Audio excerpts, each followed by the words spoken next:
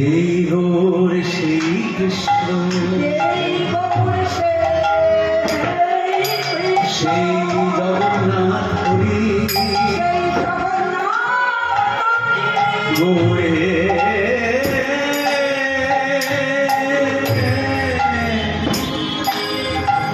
তিনি ছিলেন আদরের ধন, সতী মাতার নয়ন বাঁচা নিমাই রে আমরা দেখেছি শ্রী গৌর হরি একই রে রাধা এবং কৃষ্ণ মিলিত তোল, যেই গৌর সেই কৃষ্ণ সেই জগন্নাথ, সে তিনি জগন্নাথ কি করলেন? আজ কলির দেবীকে তরাইতে আজ হরিনাম মহামন্ত্র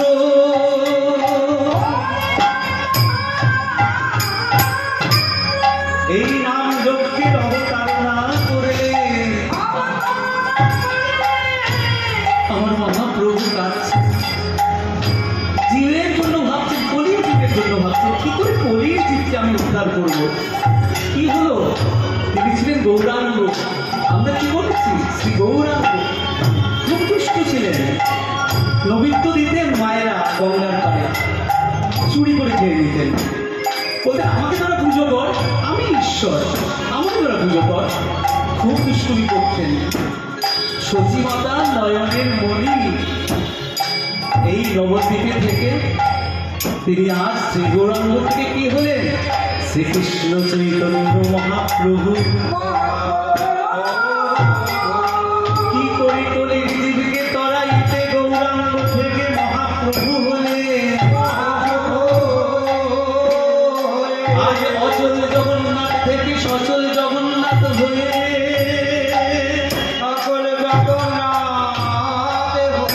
আজ কলির জীবকে তরাইতে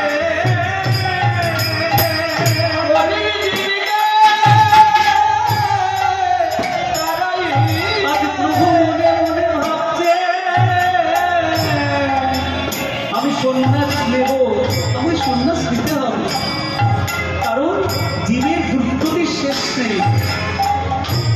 আজ কি করে তিনি গৌরাঙ্গ থেকে শ্রীমন মহাপ্রভু শ্রীকৃষ্ণ চৈতন্য মহাপ্রভু হয়ে সেটা আমরা জানব। কি করলেন? তার সঙ্গে কারা থাকতেন জানেন?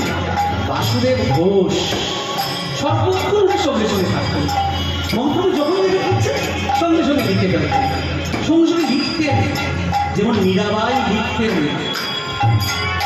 মীরাবাই লিখতেন। আমাদের সমাজে তখনকার দিনে মেয়েদের পড়াশোনা করতে দেওয়া হতো না, মেয়েদের উপর প্রচুর অত্যাচার হয়েছে। আজ থেকে 500 বছর আগে তোর গলার অপেক্ষা রাখে না। মীরাবাইও অত্যাচারিত হয়েছিলেন, কিন্তু সমস্ত লেখাগুলোর মাধ্যমে সব থাকে। বাসুদেব ঘোষ লিখছেন, বাসুদেব ঘোষ কি লিখছেন? জয় কৃষ্ণ জগন্নাথ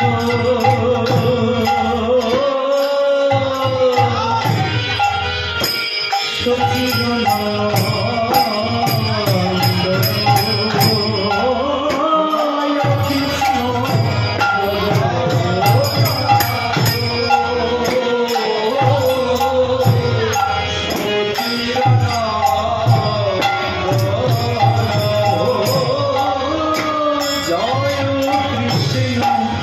জগন্নাথ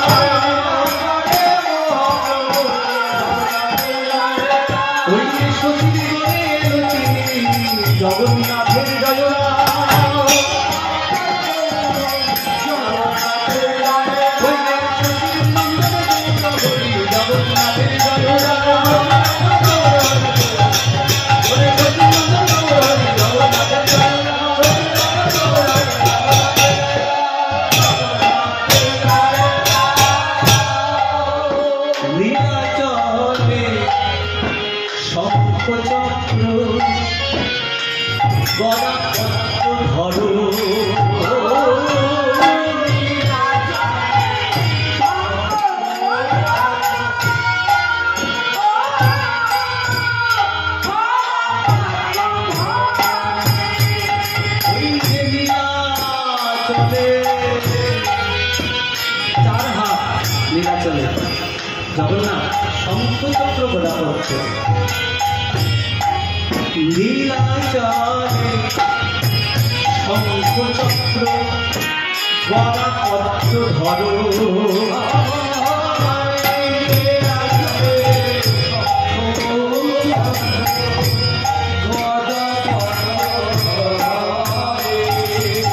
ওই যে নদিয়া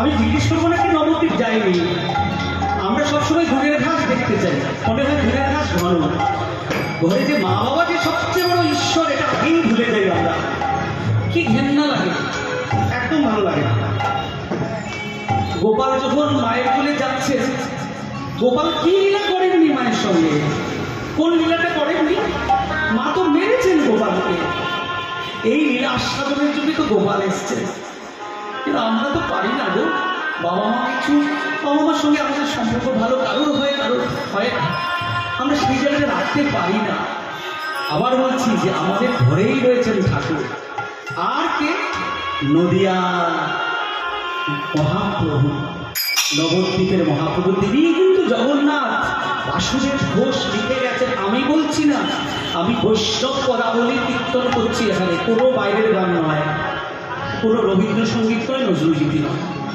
একদম গৌরচন্দ্রিকা বাসুদেব ঘোষের পদকীর্তন এগুলো জানতে হবে পদাবলী আসলে একমাত্র পদাবলী গান ছাড়া যদি অন্য কোনো গান হয় সেটা বৈষ্ণব অপরাধ জেনে রাখবেন বৈষ্ণব অপরাধ আমি আজকে এতটা বলছি আমার বাবা একজন বড় কীর্তনিয়া কোনোদিন প্রচারে যাননি বলছেন প্রভু জানে এটাই তো বৈষ্ণব আচরণ হবে আমরা তো কত ভিডিও করছি প্রচার আমার যেন না করি প্রচার আমারও কোনো কাজে তোমারও ইচ্ছা করো হে পুণ্য আমারও জীবন মাঝে কে লিখেছেন রবীন্দ্রনাথ ঠাকুর লিখেছেন ওনাকে বাদ দিয়ে তো আমরা যেতে পারি না কিন্তু রবীন্দ্রনাথ বৈষ্ণব পদকবি ছিলেন না আমি গুগলে অনেক সার্চ করেছি আমি কোথাও চৈতন্যদেবকে নিয়ে রবীন্দ্রনাথকে লেখা দেখিনি আমাকে বলবেন যদি আমি কোনো ভুল কথা বলে থাকি কোনো চৈতন্যদেবকে লেখা আরও আজকে আমি প্রচুর পড়াশোনা করে এসেছি চৈতন্যদেবের ধারা ছিল আধ্যাত্মিক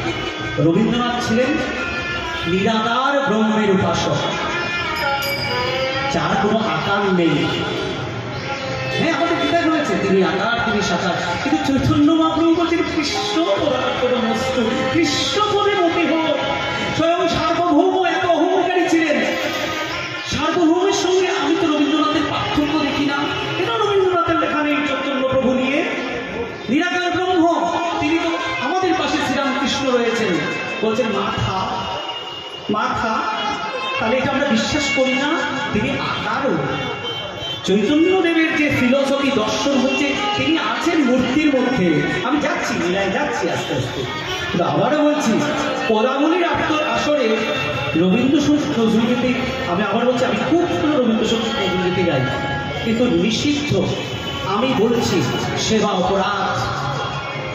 আমাদের জ্ঞানদাস, চণ্ডীদাস, বিদ্যাপতি, শশীশেখর, নরোত্তম দাস, গোবিন্দ দাস, আরো অনেক আছেন, আমি এক্ষুনি মনে করতে পারছি না। আমাদের আমি এত ভালো ভালো শিল্পী আছেন, তারা সেই পদগুলোকে আনুন না কেন? শ্রোতা শুনছে না, এটা একদম অজুহাত। সুতরাং আমি বলছি, এই বাসুদেব ঘোষ কি করতেন? প্রভুর আবেগ বিভোর হয়ে থাকতেন। প্রভুর সবসময় অষ্টসাত্ত্বিক ভাব থাকতো, বেশিরভাগ সময় অষ্টসাত্ত্বিক ভাব। অষ্টসাত্ত্বিক ভাব কি? রাধা ভাবে এত গদগদ হতেন, মূর্ছা যেতেন, পড়ে যেতেন। সচিবতা বলতেন, নিতাই ও তো পড়ে যায়, সোনার পুতুলি, একটু দেখো ওদেরও পড়ে না যায়। এই দর্শন যার, তার মধ্যে অন্য কারো দর্শন, কারোর কোনো বড় পুরুষের আমরা দর্শন নেব না। আমরা বৈষ্ণব পদাকর্তা পদাবলীর মধ্যে আমরা থাকবো। এবার কি বলছে? শ্রী রাধার ভাব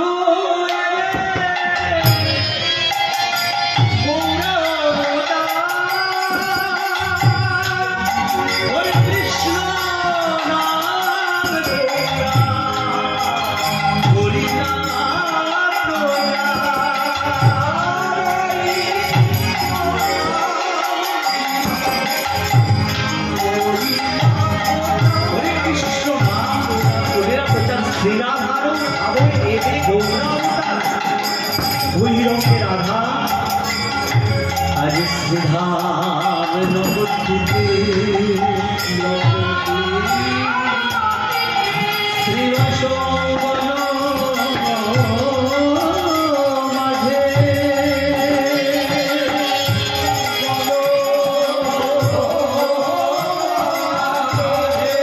সচি মায়ের দুলালিয়া গৌরাঙ্গ আমার। আজ রাধা ভাবে বিভোর হয়ে ভক্তগুলো সঙ্গে নিয়ে যুক্ত হচ্ছেন আমার সোনার গৌরাঙ্গ কাছে।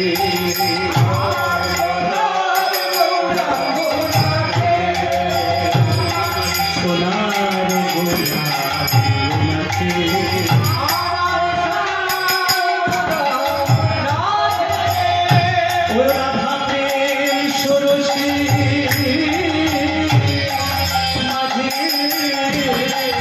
সোনার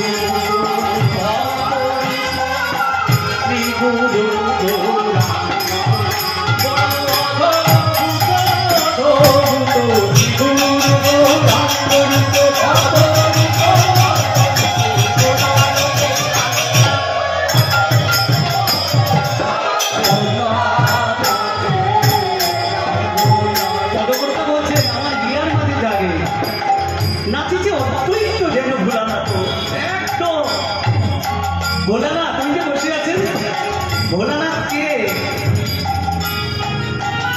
পরম বৈষ্ণব। আরেকটা মন্তব্য করবো, সেবা অপরাধ হচ্ছে তবুও বলবো, এখন অনেক গুরু, অনেক মঠ, অনেক পথ, অনেকে আবার দুর্গা মানেন না, শিব মানেন না। কথাগুলো আমি তো বাবার কাছে তা শিখিনি। মা দুর্গা ছাড়া তো কখনো লীলাই হয় না, শিব ছাড়া যজ্ঞ হয় না, তাহলে শিব মানবো না কেন? আগে বৈষ্ণব, বৈষ্ণব চরণ ধুলি আগে। এই কীর্তন যারা বাড়িতে বসে উপভোগ করেন তারা যেটা পান না, কি পান না জানেন? বলুন তো কি পায় না? সকালে উঠেই মোবাইলটা চালিয়ে দিল, আমাদের পাশের ফ্ল্যাটে দেখি মোবাইলে চলছে, টিভিতে চলছে। বেকার বেকার কেন বলুন তো? আমি তো আজ এই জন্য সুযোগ পেয়েছি ধুলোগুলো পাবো। এই যে ধুলোগুলো, ধুলা মাখনে আনন্দ ব্রজের, এই যে ব্রজের ধুলা, হ্যাঁ ধুলা নয়, ধুলা নয় কুটি রেণু, সেই ধুলা বাঞ্ছা করে ব্রজের রাই কানু। ভক্তের ধুলো ভগবান শ্রীকৃষ্ণ গায়ে মাখে, রাধারানী গায়ে মাখে, বৃন্দাবনের ভক্তময় ব্রজের ধুলো ভক্ত পদরজ। কেন বাড়িতে বসে মোবাইল দেখেই এটা পাওয়া যায় না? একজনও যদি শুদ্ধ ভক্ত এখানে আজকে থাকে, একজন শুদ্ধ ভক্ত বলুন, এখানে কে শুদ্ধ ভক্ত আছে? বলুন, একজন আসুন, এগিয়ে আসুন, বলুন আমি শুদ্ধ ভক্ত। ব্রজকবিরা বলেছিল দেখো আমরা শুদ্ধ ভক্ত। বাচ্চা দুধ খাওয়াচ্ছে ছেড়ে চলে গেল। যে সমস্ত ব্রজকবিরা যেতে পারলো তারা যেতে পারলো, আর কৃপা শিক্ষা গোপীদের যেতে দেয়নি তাদের ঘরের দুজন রাবকে। এই কুলোটাকে ভেবে রাখতো। কি বলেছিলেন গোপীরা? থাকতো আমার শরীর, নে তোরা ভোগ কর, চল আমার প্রাণ কৃষ্ণ বলে। সুস্থ শরীর ধারণ করে তো চলে গেলেন তারা রাসমণ্ডলে। আমরা কি পারিব? কতটুকু পারি? আমরা পারি না, আমরা আসলে কিছুই পারি না। আমরা একটু নাটক করি পারা, সেটাও অনেক। কারণ কর্ণের ভেতরে দিয়া মরমে বসিল, শ্রবণেন্দ্র দিয়া আগে তো নববিধা ভক্তির তো মেইন হচ্ছে শ্রবণাম কীর্তনম। শ্রবণ আগে শুনবো। প্রথম কে শুনেছিলেন? বলুন, কে শুনেছিলেন? শুনে সিদ্ধি লাভ করেছিলেন কে? বলুন বলুন, কেউ বলুন। অনেক সাধুগুরু বৈষ্ণব আছেন এখানে। রাজা পরীক্ষিত যখন শুনলেন 7 দিন করে মরে যাবেন, আপনাকে বলা হলো 7 দিন করে মারা যাবেন, কি করবেন? সবাই তো ফিক্সড ডিপোজিট গুলো গোছাবেন। ছেলে কানাডায়, বাবারে আয়, এখনো মেয়ে বিয়ে হয়নি। পরীক্ষিত